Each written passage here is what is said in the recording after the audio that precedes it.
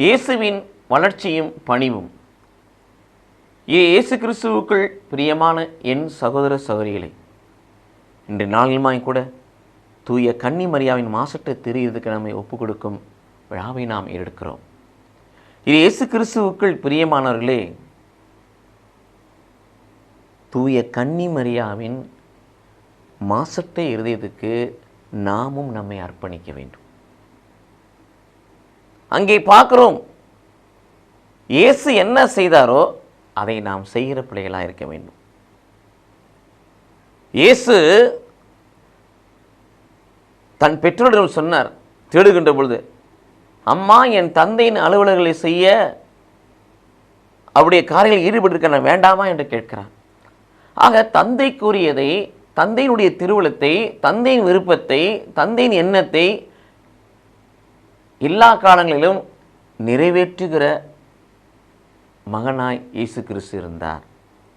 தந்தையினுடைய திருவுளமே, தந்தையினுடைய சித்தமே, தந்தையினுடைய விருப்பமே யோவான் 4:34 பிரகாரம் இயேசுவுக்கு உணவாய் இருந்தது.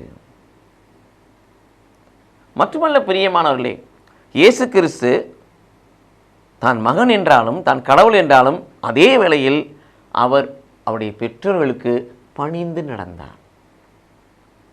நான் கடவுளுடைய குமாரன், நான் கடவுள்,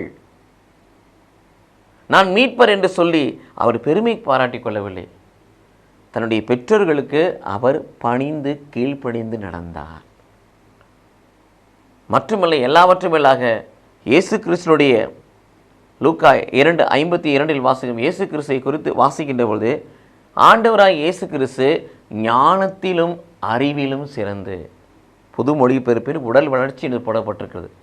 ஆனால் எபிரேய பதத்தில் பார்க்கின்ற பொழுது ஆண்டவராய் இயேசு கிறிஸ்து ஞானத்திலும் அறிவிலும் சிறந்து, ஞானம் நிறைந்தவராக, அறிவு செறிந்தவராக, ஞானத்தின் ஊற்றாக, அறிவின் பிறப்பிடமாக இருந்து கடவுளுக்கும் மனிதருக்கும் உகந்தவராய் விளங்கினார். இத்தகைய இயேசு கிறிஸ்துனுடைய வாழ்வு முறை, வளர்ப்பு நம்மிடத்தில் இருக்கும்படி சொன்னால், இயேசுவை போல அப்பாவுடைய சித்தத்தை நிறைவேற்றக்கூடிய பிள்ளைகளாய், அப்பாவுடைய பணிகளில் ஈடுபடக்கூடிய பிள்ளைகளாய், இயேசுவை போல பெற்றோர்களுக்கு, பெரியவர்களுக்கு, அதிகாரிகளுக்கு, முதியோர்களுக்கு கீழ்ப்படிந்து பணிந்து நடக்கின்ற உன்னதமான பண்பை பெற்றுக்கொள்ளுகின்ற பொழுது, இயேசுவை போல ஆண்டிடத்தில் ஞானத்தையும் அறிவையும் பெற்று கடவுளுக்கும் மனிதருக்கும் உகந்தவர்களாய் நீங்கள் நான் வாழுகின்ற பொழுது, இயேசுவை பெற்றெடுத்த கன்னி மரியாவினுடைய மாசற்ற இதயத்துக்கு நம்மை நாம் ஒப்புக் கொடுக்கிறோம், நம்மை நாம் அர்ப்பணிக்கிறோம். இதன் வழியாக இயேசு கிறிஸ்துவோடு இணைந்து நாம் கடவுளுக்கு படிப்பொருளாய் மாறுகிறோம். அத்தகைய உன்னதமான அனுபவத்தை பெற்றுக்கொள்ள இத்தகைய வழிகளில் நாம் பயணிப்போம். கடவுள் நம்மை ஆசீர்வதிப்பாராக. ஆமென்.